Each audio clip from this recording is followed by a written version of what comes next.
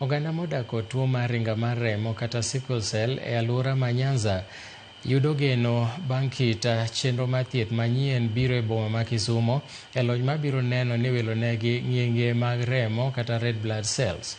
Chenro ma kama ibiro ta gi kar thieth mar Ramogi Odinga Teaching and Referral komakore gi od thieth maduong' mar Nairobi West, ka igeno ni obiro konyo e tieko midhiero mar tuo mar ringa mar remo mosebedo ka chando oganda kuom higni. Yangore ni 90% mag jotuo mar ringa mar remo wito ngimagi ka gichopo higa mar 5 po nono ni tuono ok orangi e yo malong'o, gino momiyo kit thieth ma kama biro bedo maber mokalo nimar obiro geng'o thoe ma kamagi.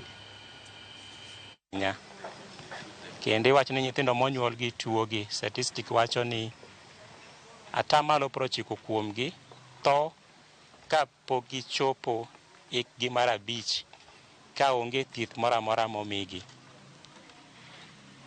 To ng'eny jowa nyithindogi tho nikech ok ging'eyo ni nitie gima inyalo timnegi.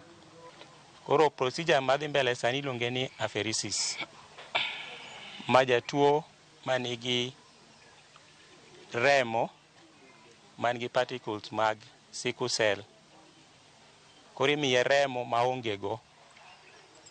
Tiwacho ni procedure ni inyalo time once in a year.